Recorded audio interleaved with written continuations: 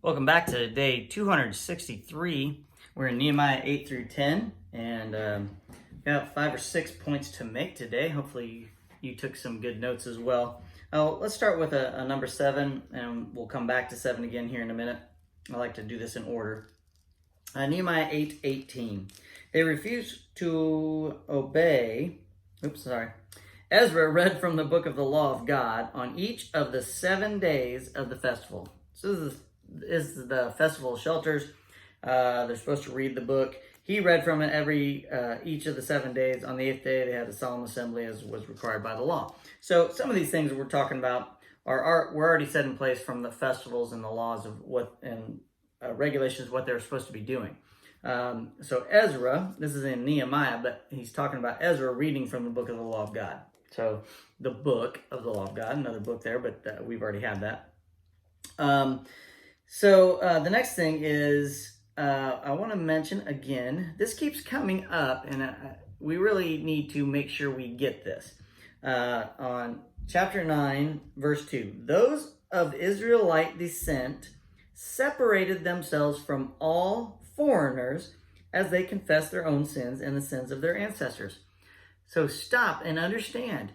In Israel, we see this common thread that's happening, that foreigners are with them. They left Egypt with foreigners. Some of the Egyptians went with them into the wilderness, and then eventually some of them went into the promised land. And we see multiple times where it's not just a blessing for the Israelites, it's a blessing for all of the people that are in the land.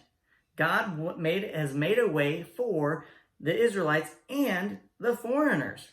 You don't have to wait for the New Testament to see that the Gentiles are part of it. God is already making a way for them in the Old Testament. So it's extremely important that we get this.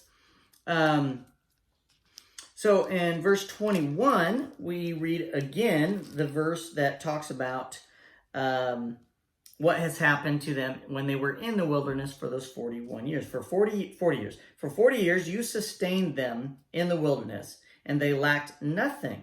Their clothes did not wear out, and their feet did not swell. So another verse from Nehemiah just recounting the blessings of what happened during that time. Okay, now we get, I just want to mention the descriptions of God here again. I'd love to write this down. There's so many descriptions of God. Verse 31 and 33, but in your great mercy, you did not destroy them completely or abandon them forever. What a gracious and merciful God you are. Get this. He is a merciful and just God. Verse 33, every time you punished us, yes, he punishes, you were being just. We have sinned greatly, and you gave us only what we deserved. Our king. Okay, and it goes on. So, a couple things here. God punishes his children. He will do that. We get what we deserve. Don't complain about those sort of things. But even in the midst of all of that, he shows mercy and grace. And then when we get to the New Testament, it even goes more than that. If you can imagine, what a great thing we're going to read about in the New Testament here in the next month, hopefully in a month or two. Okay, now let's talk about another 7. In chapter 10, verse 31, it says, we also promise that if the people of the land should bring any merchandise or grain to be sold on the Sabbath or on any other holy day, we will refuse to buy it. So they're making a commitment to try to keep the area holy and to abide by all the laws of the Sabbath. And then every 7th year, we will let our land rest, and we will cancel all debts owed to us. So this is all stuff they're supposed to be doing already. They're just recounting that and saying, yes, we will honor all of this. Then we have a tax verse. Verse 31. That's not right. 32. Verse 32. In addition, we promise to obey the command to pay the annual temple tax of 1/8 of an ounce of silver for the care of the temple of our God.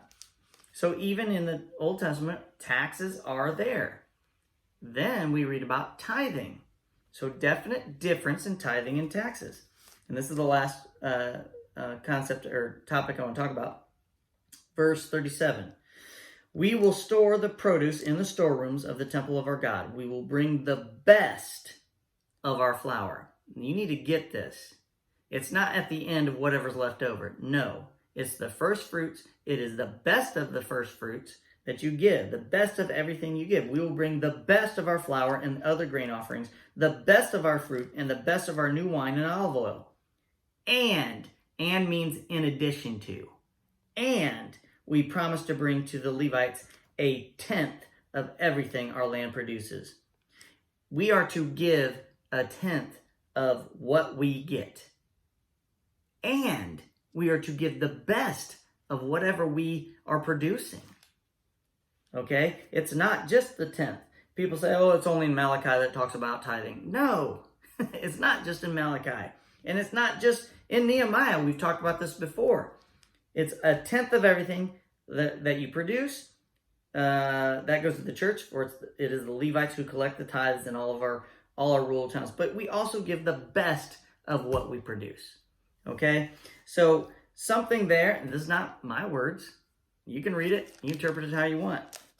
Okay? That's your day 263. Don't worry. We'll be getting into some more prophecies. We're just getting through some of the stuff that we do need to talk about. So that's day 263. I'll see you tomorrow.